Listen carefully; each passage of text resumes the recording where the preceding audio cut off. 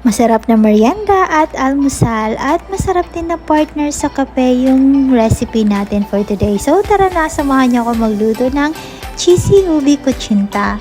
First time ko magluto ng ubi kutsinta at sobrang dali lang pala nitong gawin with simple ingredients. So first, sa isang mixing bowl, maglalagay tayo ng 1/2 cup ng tapioca flour or cassava flour and 1/2 cup din ng all-purpose flour and 1/2 cup or 3/4 cup ng white sugar kung gusto nyo ng sweet.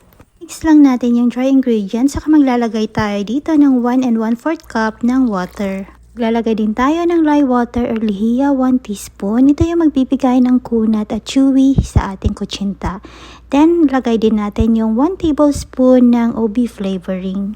McCormick brand yung flavoring na gamit ko dito, so medyo concentrated siya. So, next time pwedeng bawasan para hindi naman ganun ka-dark yung color at flavor niya.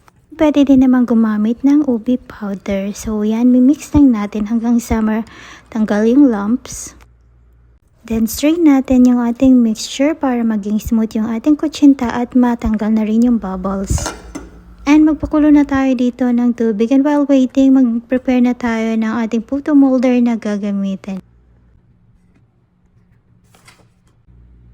And wag natin kakalimutan guys na i-grease yung ating puto molder na gagamitin para hindi dumikit yung ating kutsinta.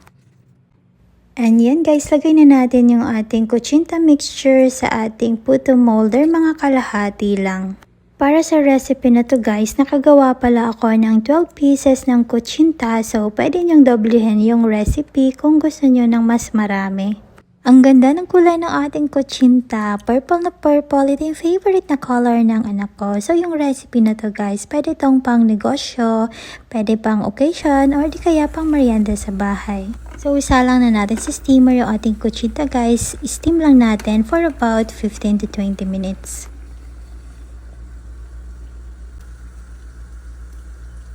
So, ayan na guys. Luto na yung ating kutsinta. Allow lang natin to cool down bago natin tanggalin sa molder.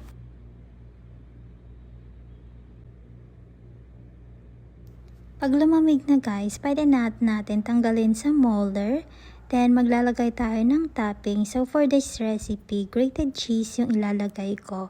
Pwede din naman maglagay kayo ng yema toppings o di kaya plain na kutsinta lang. And yan, ready to serve na yung ating cheesy ubi kutsinta. O diba guys, ganun lang kadali magluto ng kutsinta. Tara, let's eat!